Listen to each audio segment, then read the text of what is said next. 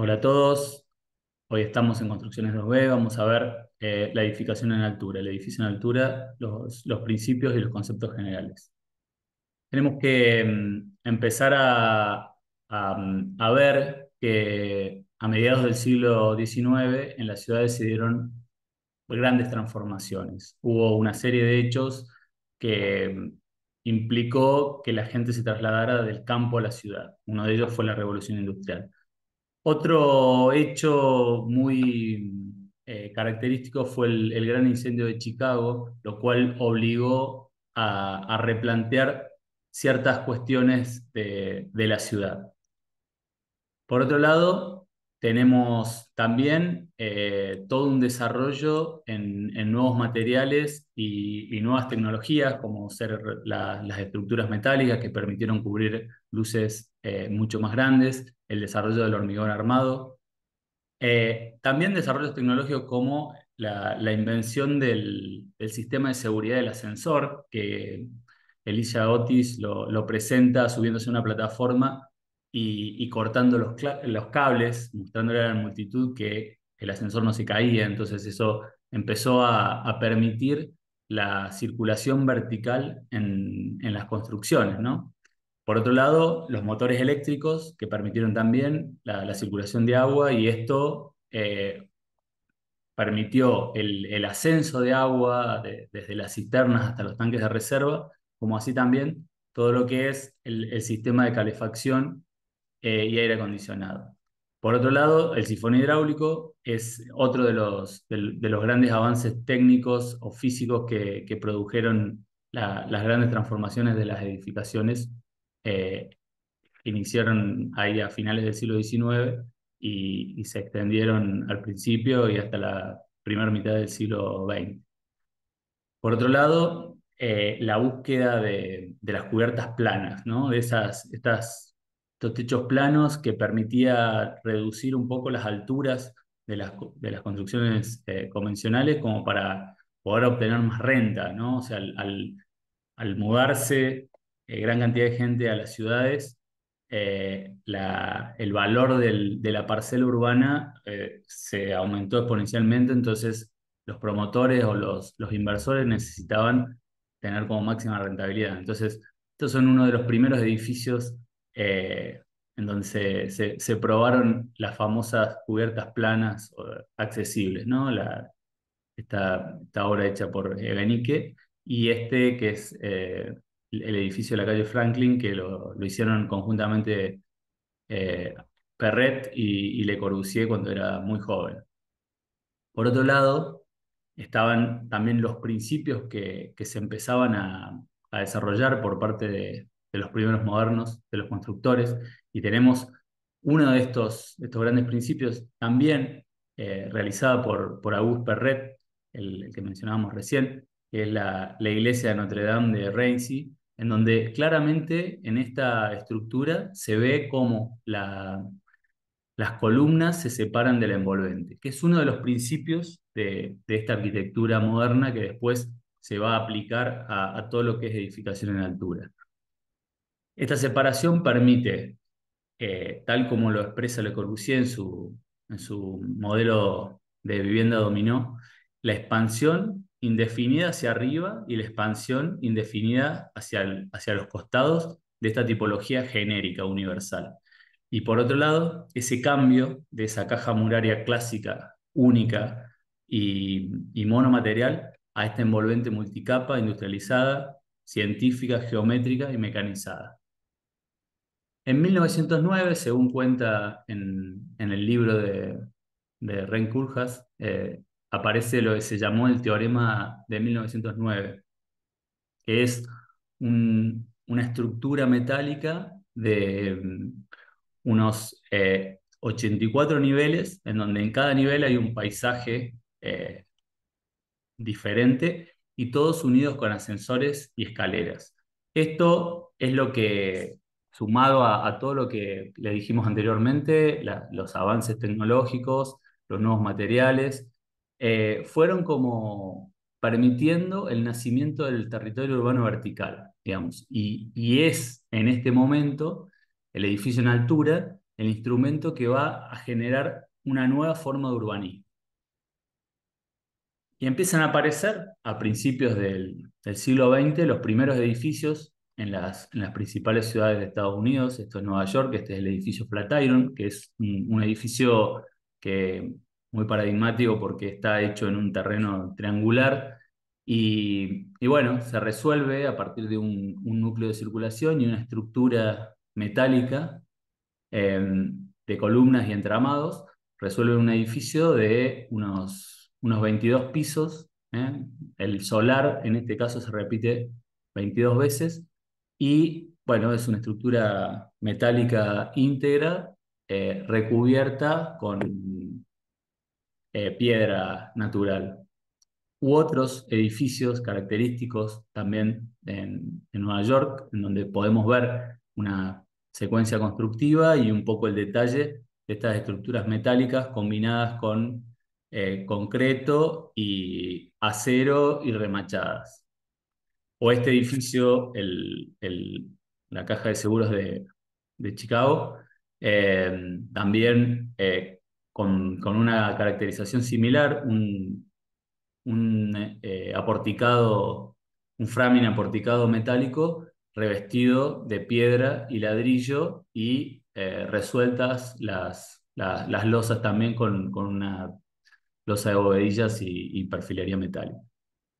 Y nosotros tenemos también ahí por 1930 el rascacielos más alto de Sudamérica, que es el Cábana, que es un edificio que está en Buenos Aires, ahí enfrente de la Torre de los Ingleses, cerca de Retiro, que fue un edificio hecho íntegramente en hormigón armado, que tiene 32 pisos y una altura de 120 metros de alto, y es un edificio muy, muy interesante, una torre retranqueada que se va, parte de una base mucho más ancha y se va como achicando eh, hacia la parte superior.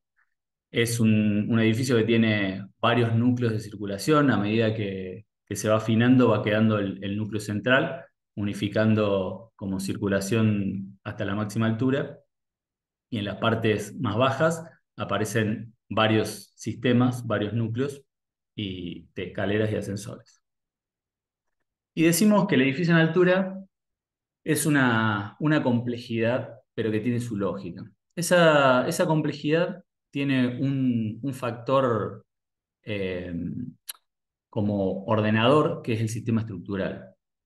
Es ordenador porque es lo que va a permitir la simpleza y la racionalidad de todo el sistema de descargas de fuerzas, tanto horizontales como verticales, y que debe compatibilizarse con la circulación vertical, es decir, los ascensores y las escaleras, cuya materialidad también empieza a ser parte de ese sistema estructural, y por otro lado, la, el ordenamiento de todo el sistema de redes y de infraestructura dentro del edificio.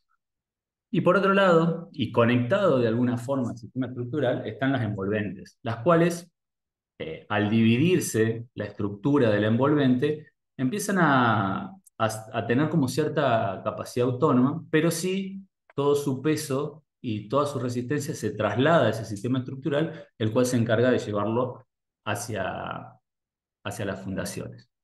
Y es por eso que los edificios en altura se caracterizan por esta situación, que es la planta tipo, que es la planta ordenadora, es la planta que más se va a repetir a lo largo de su tramo. Y tenemos en este caso dos edificios muy, muy particulares. Uno es el Lakeshore Drive de Mies van der Rohe, donde vemos claramente la trama estructural de los pórticos que lo conforman, esta estructura metálica. El sistema de pieles es una piel de vidrio muy simple con su estructura autoportante.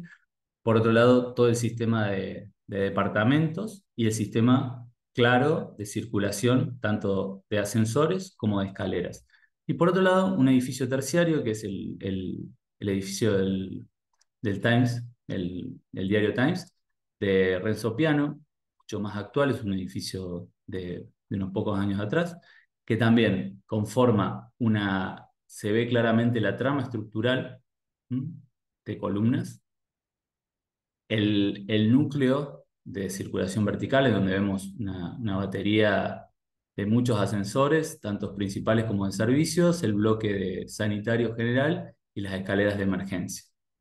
Es muy importante tener esto porque, digo, las plantas tipos pueden ser de distintas formas, digamos, más rectangulares, eh, en forma de estrella, en forma de triángulo, en forma de círculo, en forma de rectángulo con apéndices, pero en todas las que nosotros vayamos a ver, siempre vamos a encontrar y vamos a ver y vamos a poder leer la trama estructural.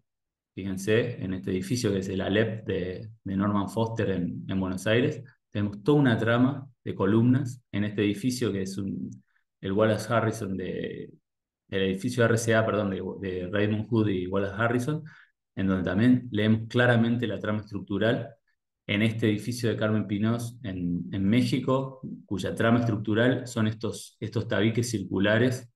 Y estas piezas están casi como volando, soportadas por estos tabiques acá, o este edificio de Norman Foster en Frankfurt, cuyo gran estructura son estas tres patas, en donde además se concentran los núcleos sanitarios, porque son los elementos, los núcleos sanitarios y sistema de circulación, que son los puntos más rígidos de la estructura, o el famoso rulero, el ProUrban de Solsón y Viñoles en Buenos Aires, en donde en el centro del edificio encontramos la batería de ascensores y el bloque de sanitarios.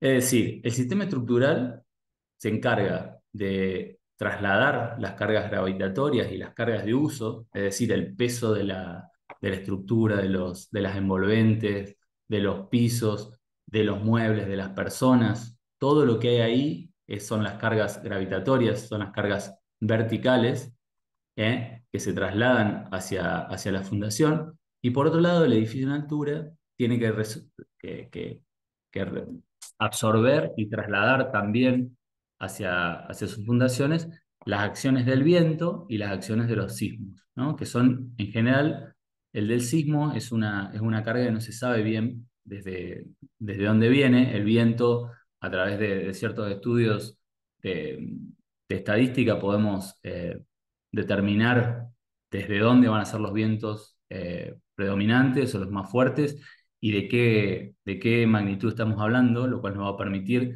poder preverlos. Pero bueno, esa fuerza del viento genera mucha turbulencia, tanto en los costados como de frente, y además genera esta fuerza de succión, ¿no? O sea, muchas veces con el paso del viento permite o hay que tener cuidado con ciertas cuestiones que están no de frente al viento, sino incluso atrás. Y el sistema estructural fue siempre el gran desafío de estos arquitectos e ingenieros que empezaron a desarrollar estos edificios. Obviamente, eh, siempre está la carrera de hacer el edificio más alto, y para eso había que innovar con distintos sistemas estructurales. O sea, lo primero que se hizo, o sea, lo primero que se trabajó fueron las retículas aporticadas, que son los edificios más simples, o sea, columnas, vigas con nudos rígidos, repetidos pisos tras pisos, o los núcleos rígidos que se podían combinar, tanto la retícula porticada como los núcleos rígidos, para lograr edificios de hasta 30 pisos aproximadamente.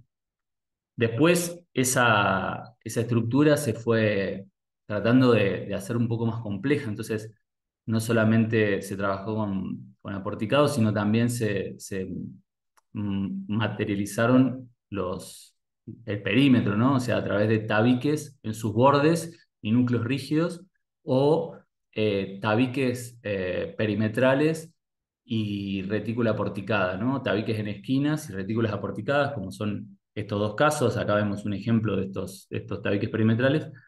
Y en este caso, o sea, que permitía ya subir algunos niveles más.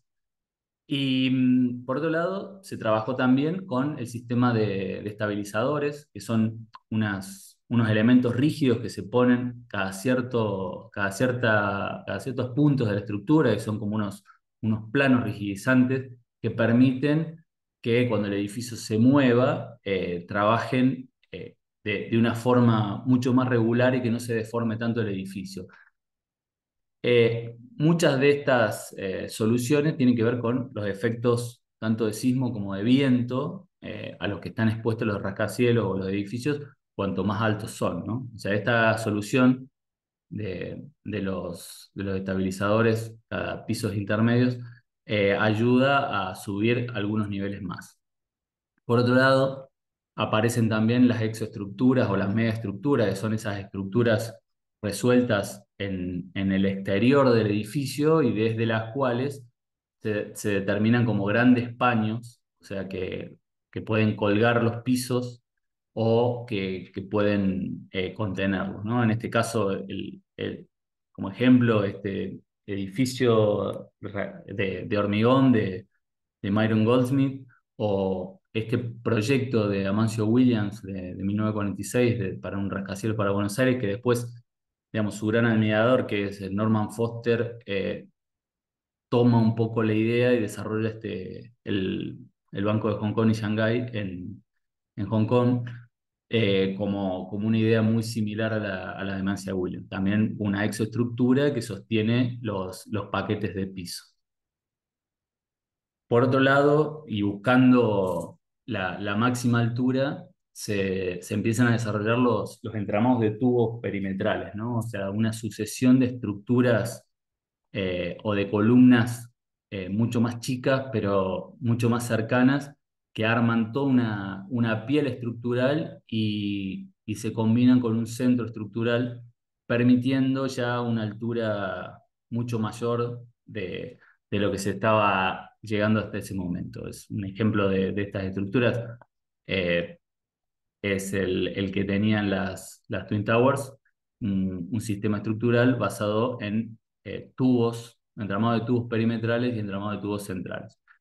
Esos entramados se empezaron a diagonalizar o a combinar con diagonales en su fachada, tanto fachadas metálicas como el Hancock Center en Chicago, o también como estructuras de hormigón, ¿no? O sea, en donde se perforan dejando las diagonales eh, rígidas para que funcionen y trabajen eh, tanto a la tracción y a la compresión, evitando la deformación del edificio. Y por otro lado, avanzando más en esta complejidad, se empezó a desarrollar o a investigar estos edificios que se llamaban los haz de tubos, ¿no? Que son pequeñas, no tan pequeñas, pero estructuras que se inscriben dentro de una forma rectangular o cuadrada, que se van como afinando o descomponiendo en los puntos más altos, ¿no? Comenzando con una estructura de tubos en los primeros pisos hasta el piso 40.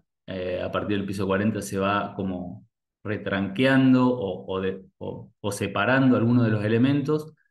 eh, en el piso 80, como vemos acá en la foto, se transforman en 5 tubos, y finalmente el último tramo son 3 tubos que siguen hacia la altura máxima.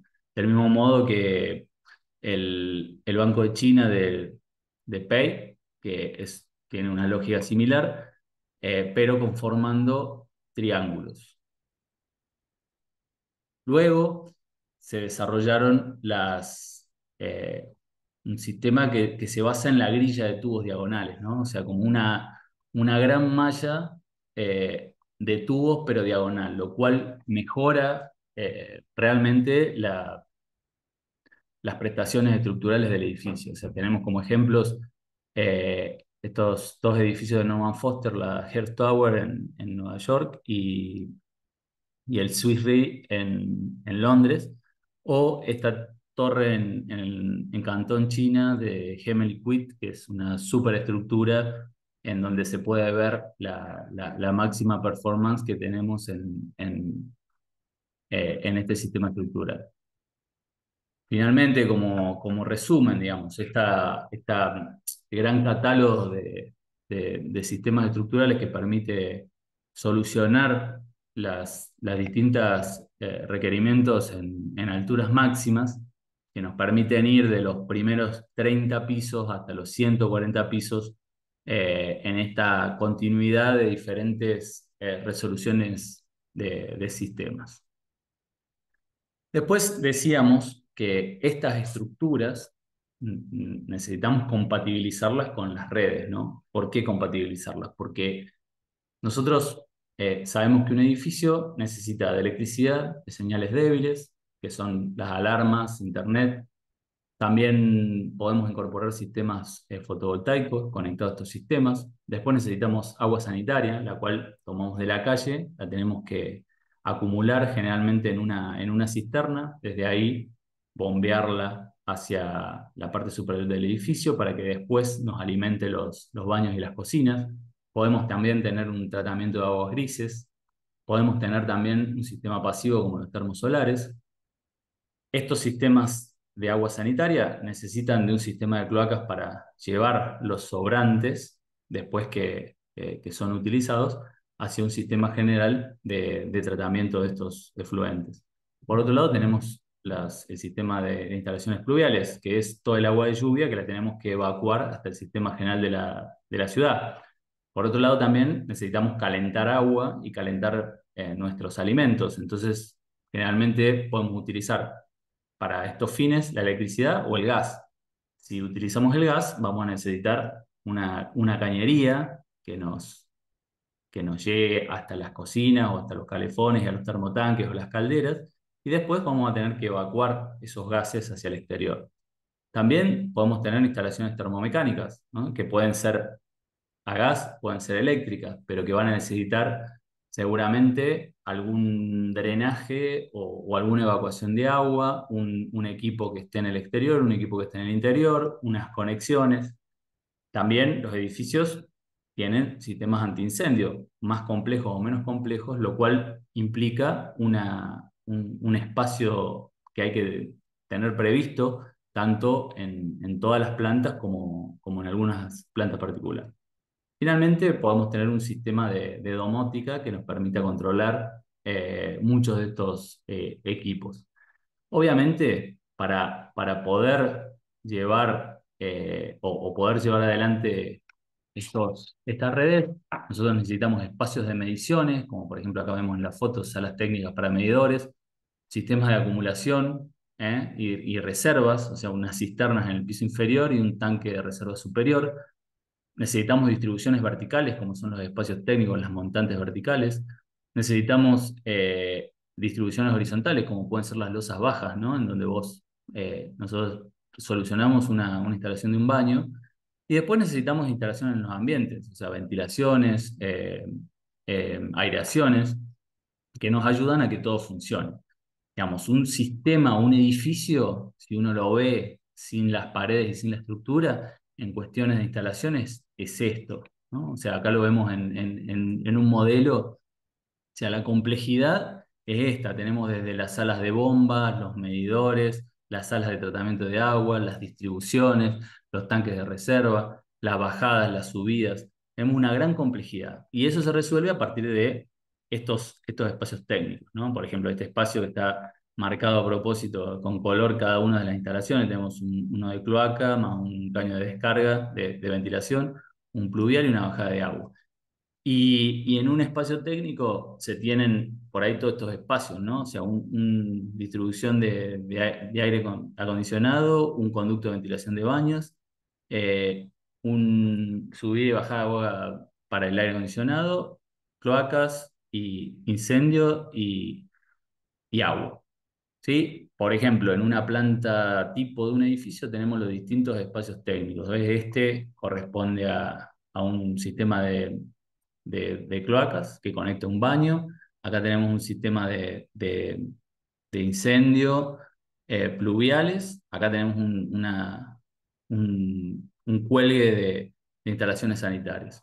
O en este plano, en donde vemos o podemos asociar parcialmente lo que veíamos recién en 3D, o sea, un edificio típico de Nueva Córdoba o de Barrio General Paz, o sea, de pocos pisos, pero con esta gran complejidad de todo lo que es, en este caso, el sistema de sanitario y agua. ¿Mm? Que obviamente utiliza de estos espacios técnicos para poder hacer las canalizaciones. El agua que viene del tanque, el agua que baja hacia el sistema cloacal, el sistema secundario, el sistema primario, el desagüe pluvial, la distribución de agua caliente y de agua fría. Esto que vemos acá arriba se traduce en lo que son las losas bajas. Las losas bajas sirven para hacer la distribución de las cañerías en horizontal, que después se conectan a los espacios técnicos, ¿no? Que son estos marcados acá, que son estos huecos marcados en la estructura. Y para lo que es de estructura, o sea, se marca como una losa baja. Nosotros acá tenemos losas de 25, que son estas, losas de 25, y eventualmente rodeado de vigas tenemos una baja de losa, una losita de 10 en donde está el espacio suficiente para poder distribuir las cañerías y bajarlas. Por otro lado, como dijimos también, otro elemento que nos ayuda a rigidizar la estructura y que también nos ayuda a organizar el edificio son las circulaciones verticales, ¿no? Y acá vemos por ahí estas plantas tipos que veíamos antes, cómo están caracterizados o solucionados estas circulaciones verticales. Circulaciones verticales nosotros hablamos de ascensores y escaleras, ¿no? O sea, si vemos un núcleo de circulación, porque generalmente se asocian, ¿no? Escaleras y ascensores como el núcleo de circulación que tiene que ver con el pasillo de distribución a los diferentes departamentos. Ven, acá tengo este y este. O sea, entro a 3 departamentos. Sí, a 4, perdón. Entro a uno, entro a otro y otro a otro y igual. O sea, yo necesito tener claro la circulación para poder entrar a los departamentos. Muchas veces estos espacios se utilizan también para alojar todo lo que es en los troncales de instalaciones o por ahí pueden estar los mismos medidores de gas o de luz también en los palieres. Obviamente estos espacios técnicos, acá tenemos los dos ascensores. En un plano de estructuras esto se marca como un hueco y acá tenemos la escalera, ¿no? Con su ojo en donde se presuriza. Acá tenemos en este esquema la presurización de la escalera. O sea, esto se produce para que si hay algún evento de incendio, el, el, el núcleo siempre esté libre de humo, digamos, que esté libre para poder tener buena visión y poder salir a seguro hacia la calle. Este núcleo de escalera, obviamente, es una caja cerrada, es una escalera principalmente de emergencias, para bajar. Entonces, siempre en los palieres la puerta entra hacia la escalera, ¿sí? Y en la planta baja la puerta sale porque es la que va saliendo. Siempre tienen indicación, luces que funcionan luces de emergencia, que funcionan a batería, que indican el sentido de la bajada.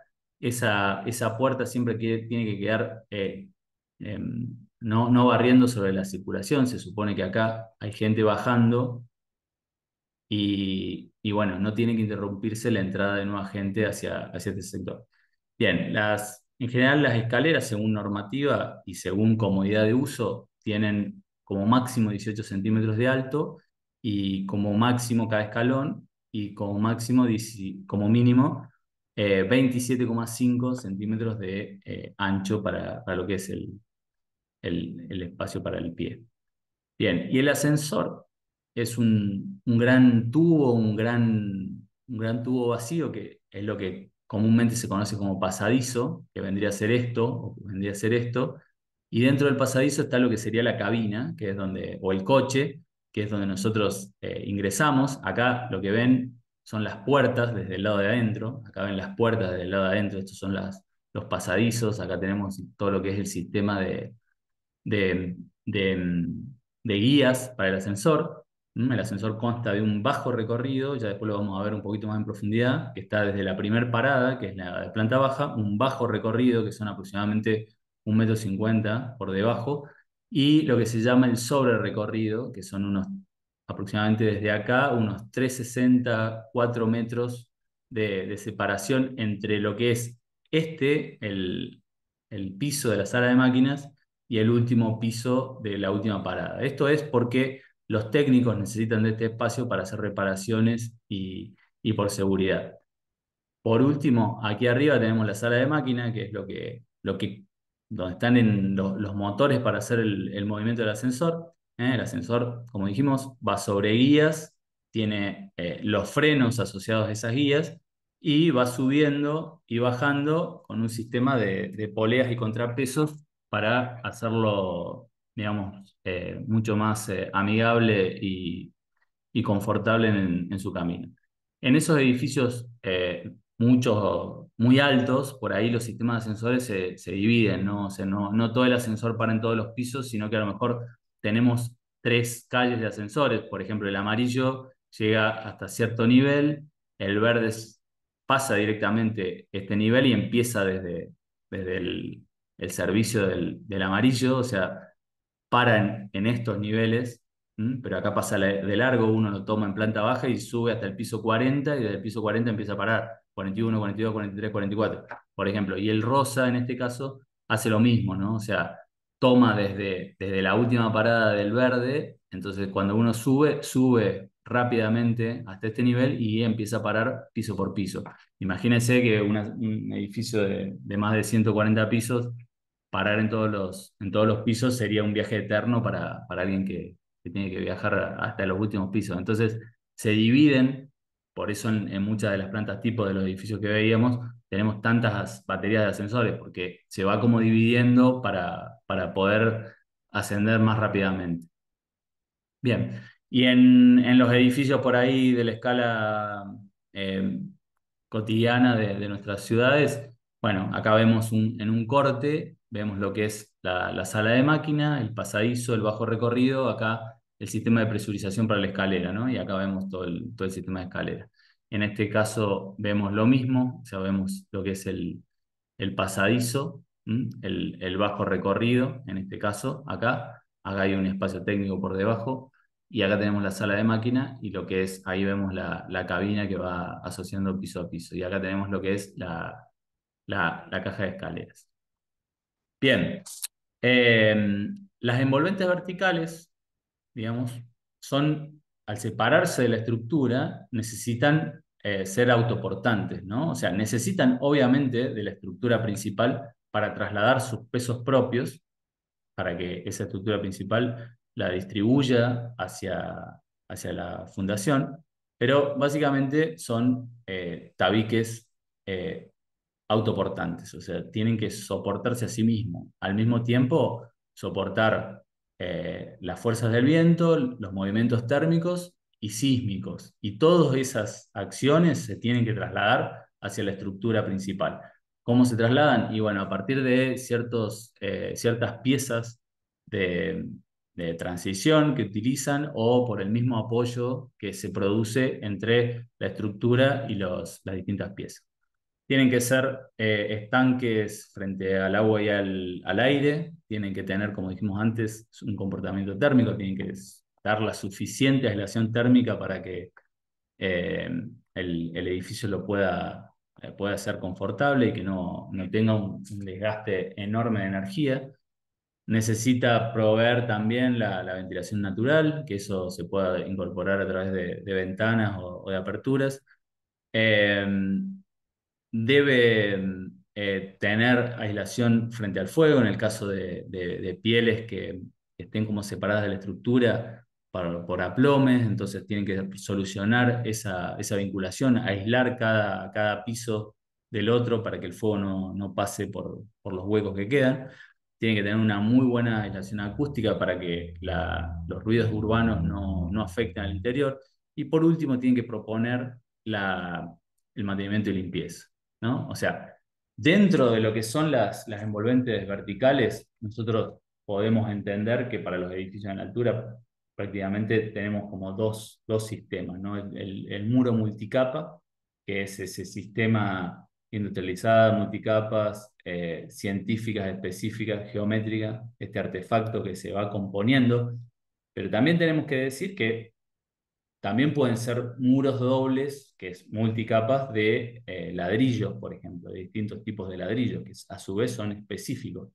Y por otro lado tenemos el sistema multipiel, que es un sistema que incorpora espacios a esa multicapa, ¿no? O sea, incorporamos un balcón, un paso, un parasol, que es una evolución de este sistema multicapa y que tiene que ver también con esta cuestión más ambiental o esta conciencia ambiental que se tiene que tener en cuenta para trabajar con arquitectura hoy en día.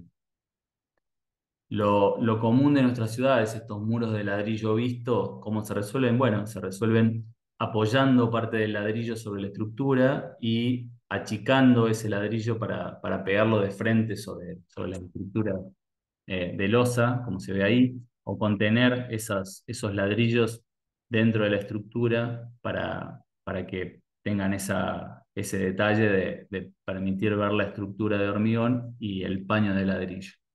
Bien, en ese esquema podemos leer las dobles capas y las cámaras de aire, o sea, vemos una capa que es de ladrillo visto, un nexo entre los dos ladrillos que es una grampa generalmente eh, que conecta los dos ladrillos. Generalmente la primera pieza que se realiza es la exterior. Esta capa exterior se impermeabiliza desde el interior, o sea, se hace una capa de concreto, se deja una cámara de aire y finalmente se construye la piel interior. De esa piel interior finalmente se le da la terminación, tanto puede ser un revoque grueso y un engrosado y un fino de yeso, o un revoque grueso y un revoque fino, o una tercera capa de material de yeso tipo Durlock. Acá vemos también un detalle similar. También pueden ser sistemas algo más tecnificados, o sea, como un muro cortina, en este caso un muro cortina tipo frame, o acá una piel metálica superpuesta a una piel de mampostería, o en este caso una piel de piezas cerámicas, eh, vinculado también a un muro de mampostería con la incorporación de un aislamiento térmico y la incorporación de un espacio técnico que permite resolver la fachada externa y una aislación en la fachada interna, incluso distribuir sistemas de drenajes en esos espacios, ¿no? Y acá también un sistema similar, ahí tenemos el material aislante, o sea, las placas de- vinculadas con una subestructura y colgadas con estos ganchos, o este sistema de multipiel, en donde incorporamos al, a este espacio de uso ya una piel especial para poder generar en la arquitectura alguna particularidad y filtrar situaciones en algunos casos o abrirlas y dejar el paso continuo de visuales y luz. Y por último, también como parte de las opciones, o sea, ciertos materiales un poco más tecnológicos como es el EDFE, o sea, que son también fachadas o materiales que se aplican en subestructuras que además se vinculan a la estructura principal y bueno, que tienen sus características particulares, como por ahí eh, generar como distintos filtros ante la luz o a la radiación solar. Y las envolventes horizontales, digamos, podemos entender que sí están conformadas por una multicapa, ¿no? Que hay una primer capa que es estructural, que generalmente son las losas. Después hay material de aporte que conforma las pendientes. Hay una capa que se ocupa del control térmico. Hay otra capa que se ocupa del control hídrico en la caída de agua por gravedad.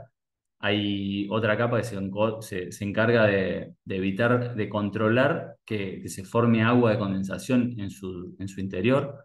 Hay otra capa que protege los componentes, fundamentalmente las capas elásticas, las membranas. Después hay otra capa que resuelve los encuentros de quiebres de plano. O sea, hay otra capa que resuelve las juntas constructivas. Hay otra capa que es la determinación isolados. Y después hay otras, ¿no? O sea, hay otras capas que vamos incorporando a ese multicapa, dándole mayor complejidad y mayor estructura también a ese edificio. Y bueno, nosotros ahora vamos a caracterizar cuatro tipos, que son desde las cuales nos vamos a mover en lo que es cubiertas o envolventes horizontales. primer lugar son las calientes, que son las tradicionales, las cubiertas compuestas por el elemento que separa el interior y exterior, o sea, en donde nosotros tenemos lo que define la caliente, fría o invertida, tiene que ver con cómo se ubican los aislantes térmicos a hidrófugo, ¿no? O sea, las cubiertas frías, que son prácticamente las cubiertas tradicionales, pero con el agregado de una capa de sombra superior que protege de alguna forma a través de la cámara de aire y de esa capa que la hace fría, todo el sistema de cubierta. Las invertidas, que son las cubiertas en donde directamente se invierte el aislante térmico, entonces el aislante térmico no solamente protege el ambiente, sino que además protege también la cubierta. Y después tenemos las especiales, que son las ajardinadas o las inundadas, que también mejoran notablemente las prestaciones del edificio. Cubierta caliente, podemos decir que está conformada por el soporte estructural, la barrera contra vapor, la carga dependiente, el aislante térmico, la protección del aislante térmico, una capa de aislación hidrófuga, una capa o una carpeta cementicia y finalmente un piso o un material de terminación, como puede ser una bovedilla o cualquier elemento que permita la terminación. La cubierta fría, digamos, viene a ser una estructura similar a la que vimos anterior, o sea, la losa, un relleno dependiente que puede incorporar material aislante, como puede ser un hormigón de EPS liviano. Finalmente, y eso es el aislante eh, térmico. Finalmente, una carpeta de protección, una membrana y sobre la membrana la incorporación de plots, que son estos elementos, que terminan componiendo un piso nuevo con junta abierta, lo cual permite que el agua se filtre por acá y que la membrana o el aislante hidrófugo se encargue de llevarlo hasta el desagüe y finalmente conectarlo al sistema general de pluvial. Una cubierta invertida es donde nosotros tenemos el sustrato eh, estructural, hay una primera protección, la aislación, la pendiente, la aislación hidrófuga, el aislante térmico y el soporte o el lastre de ese aislante térmico para que no se vuele, que puede ser piedra suelta. Acá tenemos un detalle un poquito más desarrollado de este sistema. O una cubierta invertida transitable, que es un sistema similar que incorpora también un piso muy parecido al de la cubierta fría. Digamos, esta conceptualmente sería una cubierta fría también, sumada a una cubierta fría invertida, una combinación de las dos. O en este caso, las cubiertas jardinadas, las cuales incorporan a todo el sistema de drenaje natural, incorporan un sistema de capa viva o cubierta viva con la incorporación de especies vegetales, ¿no? Estas capas incorporan un sistema de, de filtro, de sustrato que permite la acumulación o pequeñas acumulaciones de agua para que esa cubierta viva pueda nutrirse de- de agua, ¿no? Y pueda mantenerse vivo. Finalmente, algunos ejemplos como para dar cierre, o sea, como síntesis, acá vemos algunos de estos edificios que vimos al principio, el Lakeshore Drive de Mies, en donde vemos esa estructura porticada, un sistema de losas de steel deck, o sea, vemos sistema de pórticos metálicos remachados, ¿m? Un sistema, el sistema de piel, ¿no? Incorporado a la estructura como una subtrama, o sea, vemos la estructura principal metálica recubierta de hormigón, y después el sistema de pieles, de la estructura de la piel, las carpinterías entre pieles, ¿no? Es un edificio, fíjense acá el sistema de remaches, de triple remaches para mantenerlo, el sistema de steel deck con la base metálica y esto que luego se hormigona. Este edificio de Todo Díaz, el Progreso 1, ahí en Boulevard Chacabuco, que es un gran basamento con una pastilla vertical con una geometría de encastre, resuelto íntegramente con ladrillo visto, o sea, incluso los cielorrasos, o sea, eh, componiendo con estas múltiples capas, o sea, esa doble piel de ladrillo visto, pero resolviendo incluso todo el sostenimiento de estos cielorrasos, ¿no?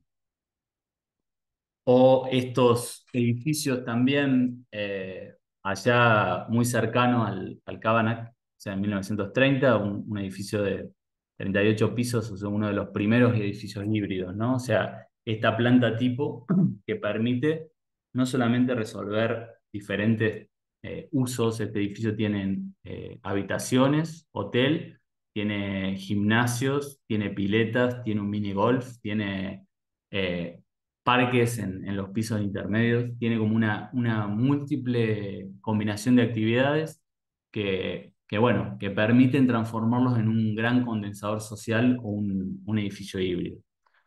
O por ahí el edificio de la televisión china, resuelto con una forma edilicia muy particular, con una mezcla de usos y una combinación de programas muy particular, típica del arquitecto Ren Koolhaas y su oficina metropolitana de arquitectura. Es un edificio que, si ustedes ven, tiene como todos los sistemas o los tipos estructurales que vimos anteriormente en su composición, ¿no? O este que por ahí son como edificios como muy atípicos, ¿no? O sea, como estructuras casi como anti antieconómicas o antisíntesis, ¿no? O sea que por ahí son edificios más espectáculo que edificios racionales, pero que son posibles y están inaugurándose en estos momentos, que es el Teatro Total de Taipei, también del mismo arquitecto. O por ahí estos edificios que, que bueno, que siempre tienen yo creo que vi como estudio, más allá de las formas particulares, siempre está buscando que los departamentos tengan como un plus, ¿no? O sea, repensar el edificio en altura. ¿Eh? Este es el Vía 57 Oeste en New York, que es un edificio, es un triángulo muy particular, pero que a su vez cada departamento tiene una visión muy particular de lo que es el río y que bueno, y por otro lado conforma un gran, un gran ícono y arma un gran patio central, ¿no? Que es muy importante en una ciudad tan densa como es Nueva York. Oeste, que es un edificio en altura recostado, en donde cada departamento es una casa, ¿no? O sea, son departamentos que tienen su propia terraza, su propio patio, su propio jardín, todos iguales. Y por otro lado, en la parte inferior, tiene un mall, tiene una serie de estacionamientos, lo cual, digo, permite repensar por ahí las tipologías. O sea, nosotros empezamos hablando de plantas tipo, pero a veces esas plantas tipo se transforman en otra cosa. Este es un poco el ejemplo de esas situaciones. Y por otro lado, algo muy interesante que es el uso de la madera como material para construir edificios en alturas, ¿no? También aplicando un poco las técnicas estructurales que vimos, podemos ver varios edificios que están haciendo o sea, en general en países que tienen gran industria de madera y gran tecnología. En este caso, este es un edificio en Noruega que a este momento es uno de los más altos, que es una gran estructura de madera que tiene su piel prefabricada que se va conectando a esa estructura y va armando este gran edificio. O por ahí estas otras interpretaciones o estos otros sistemas de, de, de edificios que se van eh,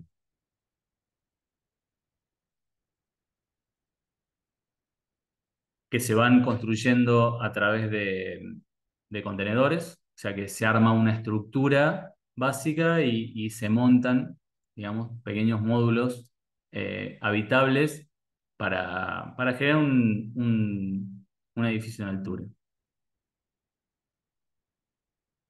O finalmente estos que son los grandes desafíos o los grandes edificios de vivienda o los grandes rascacielos, los super altos, que es como la tipología más particular de estos edificios. Edificios como Tower o la 432, que son edificios que están al lado, ahí enfrente del Central Park. Son muy finos, o sea, tienen una altura de aproximadamente 450 metros de alto y 28, el 432 Park tiene 28 metros, una planta de 28,5 y el Steinway Tower tiene 17,5, digamos. Tiene una proporción muy particular que lo hacen edificios súper altos. Son prácticamente agujas dentro de, de Manhattan, ¿no? Bueno, pero para hacer estos edificios recurren muchos recursos estructurales, ¿no? En este caso, el concepto es estos estabilizadores, o sea, es una trama de tubos perimetrales, un núcleo rígido interior, unos tabiques de hormigón, ya vamos a ver las plantas perimetrales, y tienen estos estabilizadores, ¿no? Los estabilizadores los tienen acá, acá, acá, acá, y arriba tienen este estabilizador mecánico, que es un elemento que se va moviendo de acuerdo a las solicitudes del viento, en contra de las solicitudes que va teniendo el edificio. Fíjense cómo funciona, cuál es la diferencia entre un edificio que lo tiene al estabilizador y no, ¿no? Son unas grandes máquinas que, que están conectadas a pistones que se van moviendo de acuerdo a lo que va pasando ahí arriba. Fíjense las plantas, o sea, una super H muy rígida, que además tienen estos estabilizadores. O sea, estos son edificios de dos niveles, o sea, departamentos de dos pisos. O sea, esta es la planta baja y esta es la planta alta, que tienen los dormitorios. Y todo un sistema de tabiques de hormigón. Fíjense, las vistas están como sobre este frente y sobre este frente, ¿no? Y el otro edificio, el 432 Park Avenue, tiene el mismo sistema, ¿no? Tiene los rigidizadores en los pisos intermedios, que particularmente en esos pisos eh, quedan vacíos, fíjese, ahí se ve el estabilizador. Y el damper, el túnel más damper, que está también en los últimos pisos, que es este aparato que está en ese nivel que funciona del mismo modo, o sea, para que el edificio se estabilice y no se flexibilice demasiado. Así todo, muchos de los dueños de los departamentos dicen que, bueno, que es impresionante cómo se mueve, cómo cruje el edificio. Bien, vemos acá la estructura, una estructura súper rígida también perimetral y con un núcleo muy armado. Fíjense que tienen estos tabiques en todos los sentidos con el objetivo de poder trabar las fuerzas horizontales del- de las solicitudes para el edificio. Finalmente, la bibliografía que siempre recomendamos, o sea, las revistas Sumas, las revistas tectónicas, construir la arquitectura del material en bruto al edificio, construir en altura, de Líos New York, técnica de arquitectura en la ciudad contemporánea, y después una serie de manuales de estructuras que siempre nos ayudan a entender un poquito más de todas estas lógicas. Bueno, gente, nos vemos la próxima. Hasta luego.